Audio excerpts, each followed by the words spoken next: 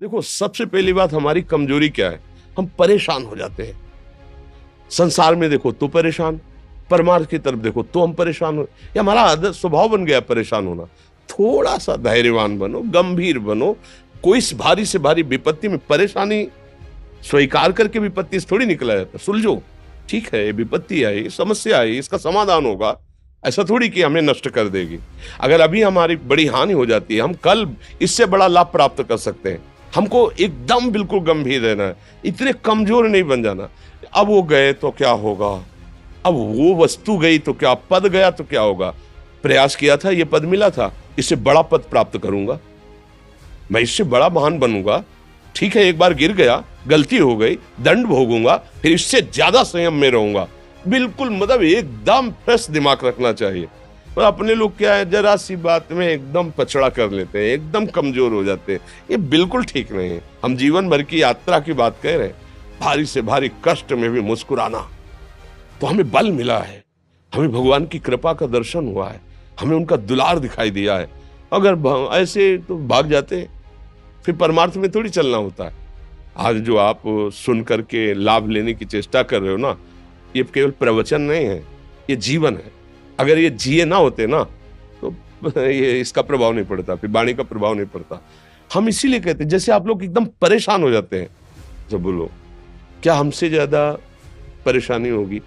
दोनों किडनी खराब, दवाई लाने के लिए पैसे नहीं, पानी रखा है हम उठ के पी नहीं सकते, भीषण शरीर में कष्ट, भीषण बुखार, क्योंकि किडनी फेल, जरा में बुखार, खाने को क्या, रोटी मांग के लाओ। अगर वहां सब्जी मिलती है तो लाल मिर्च ऐसी पड़ के मिलती थी कि वो पा नहीं सकते थे। आप सोचो, पानी लाना है तो मुझे लाना है, पीना है तो मुझे पीना है।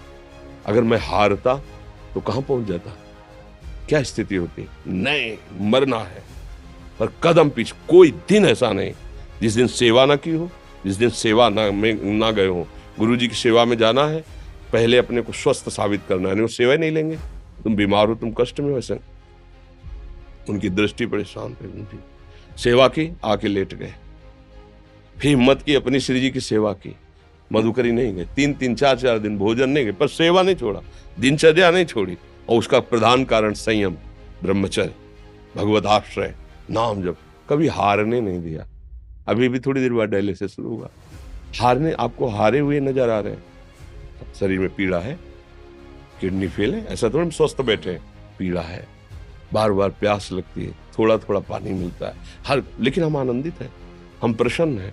हम लड़ाई में हारे नहीं हैं, ना हारेंगे, हम जीत चुके हैं। हम अपने मालिक के भरोसे में अपना सब बात, तो वो ये हम अपनी बड़ाई नहीं बता रहे, हम आपको बता रहे समस्या। सोचो, तुम्हारे पास तो माँ है, भाई है, बहन है, परिवार है, कोई ना कोई तो है ना। मेरा किसी ने कभी जीवन में ध्यान भी नहीं दिया। क्यों? बचपन से बाबा जी बन गए, किसी से प्यार नहीं, किसी से संबंध नहीं, कोई जानकारी नहीं, हम कहाँ हैं, वो कहाँ, किसी से कोई मतलब नहीं। अच्छा, जवान साधु कौन श्रद्धा करे? कभी गांव जाने की हिम्मत नहीं पड़ती कि रोटी मांग ले, पता नहीं लोग क्या सोचेंगे, क्या भावना कर ले। हम दरवाजे पे खड़े हैं, क्या कैसी भाव, जो हमारे सामने आकाश वृत्ति से आया यौवन अवस्था में, वही पाया, अन्यथा भूखे रह गए। जब हम हर समय अपने को विवेक के द्वारा सावधान रखे, तो हम कभी निराश नहीं हुए, कभी उदास नहीं हुए, कभी ऐसा नहीं लगा कि यार हम दुखी, कभी नहीं लगा। उसी का फल है कि उस सुख का संकेत मिल गया जहां दुख की निशानी भी नहीं है। वही उसी के बच्चे हो, हम सब उसी धातु से बने हुए हैं। हम इतना क्यों परेशान हो जाते हैं? हम ये देखते हैं अपने लोग, थोड़ी बात बिगड़ गई परेशान, नहीं बिगड़ी तो बिगड़ जाने की संभावना में परेशान है। आज सुख है, लेकिन कल सुख छिन जाएगा, तो हम आज के सुख में सुखी ना होकर कल के दुख की आने की संभावना में हम भयभीत हो। मतलब क्या हमारी सोच रह गई? हमको इतना बलवान बनना है कि सुख और दुख दोनों हमको छू न सके। भारी से भारी सुख की व्यवस्था है तो अहंकार नहीं, हर्षित होकर किसी का अपमान न करे कि हम धनी, हम पदाधिकारी, अमुक। भारी से भारी दुख आया तो हमें किसी के सहयोग की जरूरत नहीं, हम फिर अपने कदम बढ़ाएंगे, हम फिर जुड़ी हुई अपनी भावनाओं को सजाएंगे। मस्त जीवन एकदम। तुम अविनाशी के बच्चे हो। शेर का बच्चा भेड़ों के बीच में फंसकर म्यों म्यों बोल रहा है, बस अगर दहाड़ना सीख जाए तो कोई भी उसे परास्त नहीं कर सकता।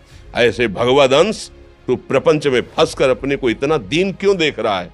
तू ऐसा है कि भगवान के दिव्यास्त्र में भी ताकत नहीं तेरे को मार सके। तू अविनाशी का अविनाशी बच्चा है।